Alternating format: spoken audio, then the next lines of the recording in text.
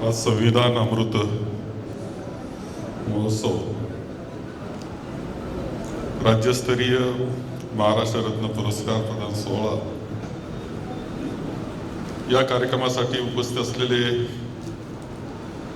आजचे आपले अध्यक्ष, सुरुवात अध्यक्षांनी करू आपण,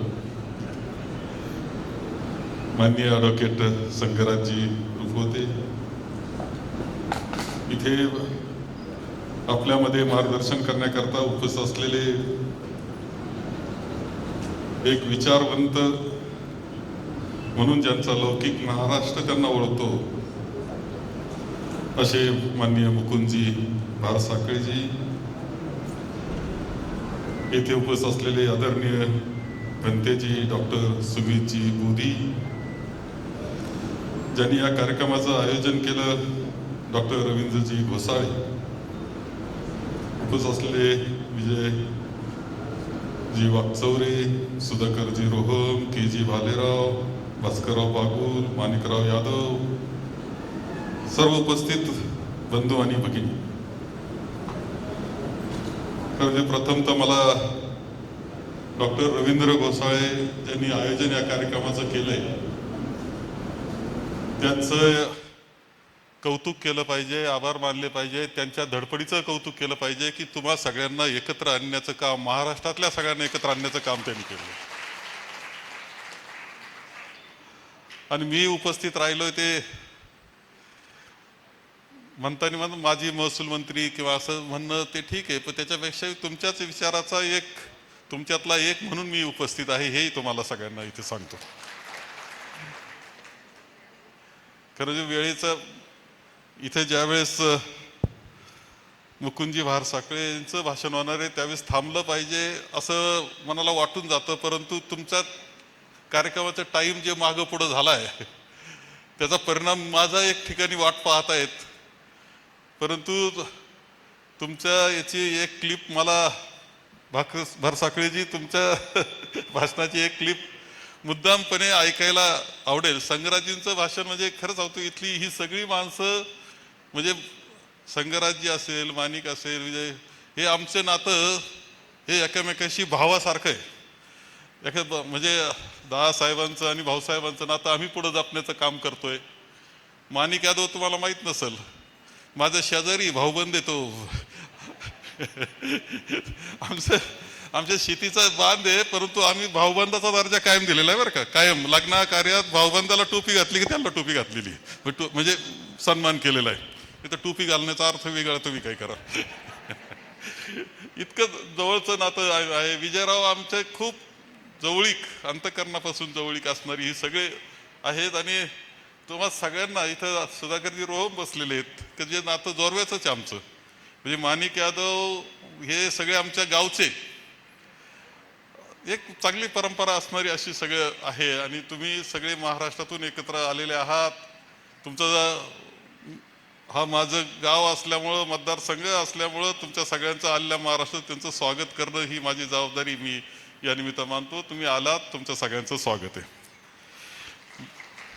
विषय असा आहे की विषय तर महाराष्ट्र रत्न पुरस्काराचा आहे. तुमचे ते पुरस्कार होतील, परंतु मी पहिलं घोसाळेजींना विचारलं का अरे तुम्ही पुरस्कार देताय पण निवड व्यवस्थित केली ना.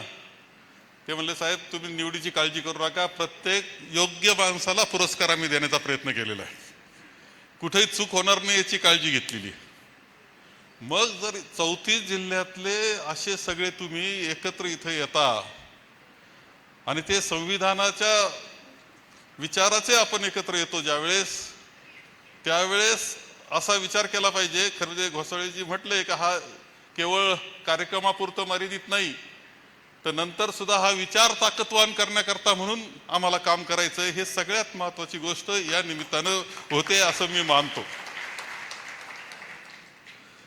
खरं आपण कुठं चाललोय, नेमकं कसं चाललेलो आहे, देशाची दिशा कोणत्या दिशेनं चाललेली आहे याचा अत्यंत जो कोणी आता अंधभक्त असेल तर सोडून द्यायचं, पण जो कोणी विचारी असेल त्यांनी गांभीर्यपूर्वक आपण पाहिलं पाहिजे, कारण आपला देश चाललाय कुठं आणि गंभीर झालं पाहिजे. टेन्शन आलं पाहिजे, आपल्याला त्रागा आला पाहिजे, कारण हा देश चाललाय कुठं. आपलं संविधान जे आहे ते जपलं जातंय का नाही, त्याच्यावर हल्ले होत आहेत का काय, हे बारकाव्यानं लक्ष ठेवण्याची जबाबदारी ही समाज म्हणून, सगळे विचार म्हणून, आपला विचार म्हणून आपली असली पाहिजे. आणि खूप काळजीची गोष्ट आहे. हे संविधान काही अचानक तयार झालं असं समजायचं काही कारण नाही. भारतरत्न डॉक्टर बाबासाहेब आंबेडकरांसारखा किमयागार जो मिळाला, जादूगर म्हणावं लागेल, किमयागार म्हणावं लागेल, की त्यांनी आपला विचार, आपली संस्कृती, भारतीय विचार सगळ्यांना बरोबर घेऊन जाण्याची ताकद असणारी अशी गोष्ट त्या संविधानामध्ये दिली, की ही विविधता देशामध्ये आहे. अनेक धर्म, जाती, चालीरीती या सगळं असणारे अनेक पंथ आहेत, भाषा आहेत, खूप विविधता आहे. पण त्याला एका सूत्रात बांधण्याचं काम हे भारतरत्न डॉक्टर बाबासाहेब आंबेडकरांच्या किमयेतून घडलं, हे कोणालाही नाकारता येणार नाही. आभार मानले पाहिजे त्यावेळेच्या समाज धोरणांचे, राज्यकर्त्यांचे, महात्मा गांधीजींसह स्वातंत्र्य देऊन पंडित जवाहरलालजी नेहरू यांचे आभार मानले पाहिजे, की ही संधी, ही जबाबदारी त्यांना दिली. परंतु जी किमया केली ना, ती अफलातून आहे, लक्षात ठेवा. आज इथे भगवान गौतम बुद्धांचं आपण इथे प्रार्थना केली. पहिला क्रांतिकारक भगवान गौतम बुद्ध आहे, की त्या काळात चाललेल्या चुकीच्या चालीरीती यांच्या विरुद्ध करणारा, बंड करणारा अशा प्रकारचे भगवान गौतम बुद्ध आहेत. तो विचार जो आहे, तो विचार अत्यंत महत्वाचा आहे. मी आपल्याला भारतरत्न डॉक्टर बाबासाहेब आंबेडकरांना बुद्ध होण्यास सांगितलं, झाले, तेवढं थांबून नाही चालत. नेमका विचार काय त्यांचा, विचार काय नेमका, गौतम बुद्धांनी कोणता विचार दिला? मानवतेचा विचार, सगळे अंधश्रद्धा दूर करण्याचा विचार, गंडे, दोरे, मंत्र, तंत्र सगळं साफ, हा विचार देणारे गौतम बुद्ध. अरे हा विचार जगामध्ये गेला, अनेक देशामध्ये गेला, आणि त्यांनी तो स्वीकारला. तिथं आजही मानतात. परंतु काही गोष्टी घडत गेल्या, त्यामध्ये जात नाही. त्यामध्ये भारतरत्न डॉक्टर बाबासाहेब आंबेडकरांनी क्रांती प्रतिक्रांती हे जे पुस्तक आहे ते त्या पद्धतीनं लिहिलेलं आहे, हे सगळं आपल्याला माहिती आहे. परंतु पुन्हा एक क्रांती आहे, हे लक्षात ठेवा. त्या प्रतिक्रांतीनंतरची पुन्हा एक क्रांती आहे, ती आली आपल्या सगळ्या संतांच्या रूपानं, असं मी मानतो. असं मी मानतो की वारकरी संप्रदायाचा जो विचार आहे, जो संत ज्ञानेश्वराच्या पसायदानापासून सुरू होतो, संत चोखामेळा असेल, संत तुकाराम असेल, नामदेव असेल, एकनाथ असेल, संत गोरोबा कुंभार असेल, सावतामाळी असेल, निनाळ समाजातले जनाबाई असेल, तर आमचे संत गाडगे महाराज, अरे देव कुठं पाहतो असं म्हणणारे गाडगे महाराज, संत तुकडोजी महाराज, ही सगळी संतांची परंपरा पुन्हा क्रांतिकारक ठरली. आणि तोच विचार पुन्हा या संतांनी आणलेला आहे, हे विसरून जाऊ नका. सगळ्या सांगतो, ही पुन्हा क्रांती प्रतिक्रांती, पुन्हा क्रांती. आणि त्या क्रांतीचं सर्वोच्च टोक म्हणजे भारतरत्न डॉक्टर बाबासाहेब आंबेडकरांनी आणलेली राज्यघटना, हे सगळं लक्षात ठेवलं पाहिजे. जे पसायदान ज्ञानेश्वरांनी मागितलं ते राज्यघटनेत आलेलं आहे. ही मी तुम्हाला हे सांगतोय की क्रांती प्रतिक्रांती पुन्हा क्रांती, पण आता पुन्हा प्रतिक्रांती चाललेली दिसते तुम्हाला, हे विसरून जाऊ नका. धोक्यात आहे आपण सगळं, संविधान धोक्यात आहे, मानवता धोक्यात आहे, मानवतेचा विचार धोक्यात आहे.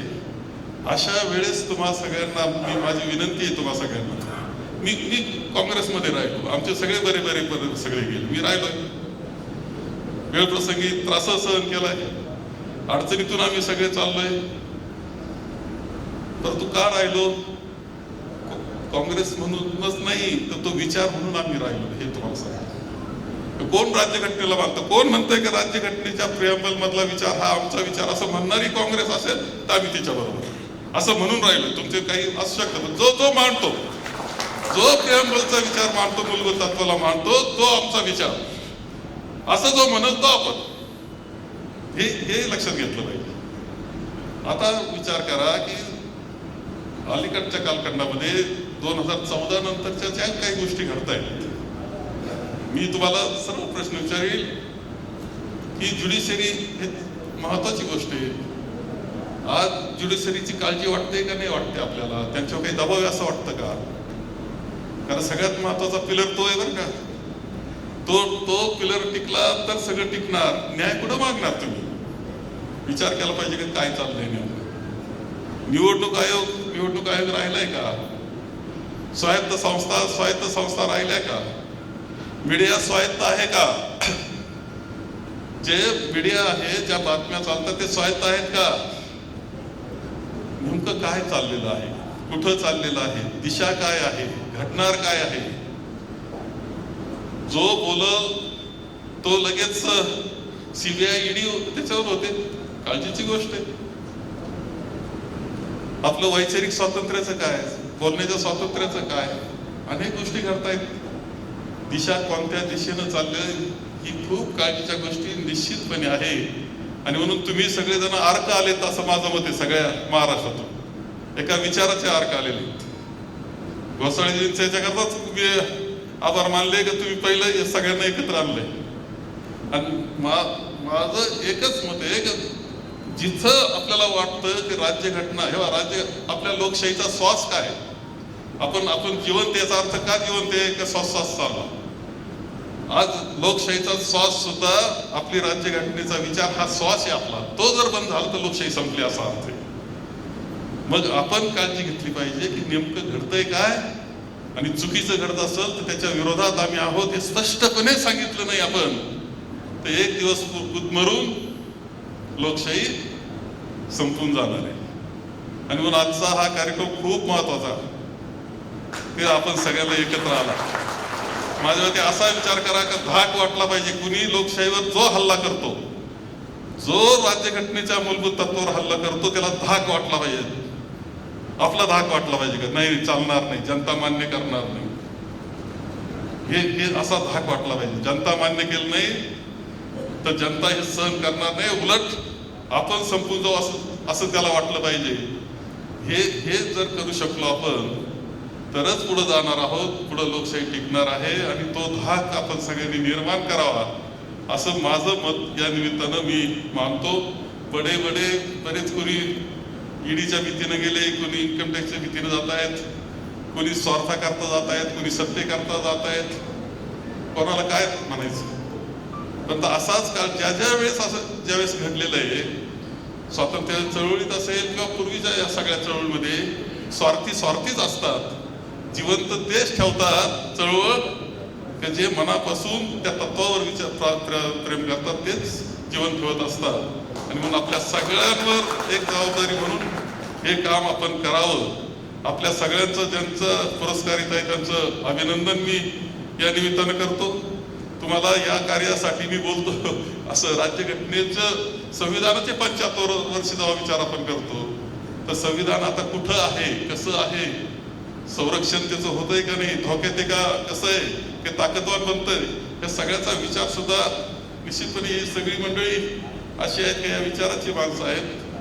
तुम्ही निश्चितपणे यावर विचार करावा आज आणि एक विचार घेऊन बाहेर जावं एवढीच अपेक्षा करतो. तुम्हाला खूप अभिनंदन, खूप शुभेच्छा देतो आणि माझे 2 शब्द संपवतो.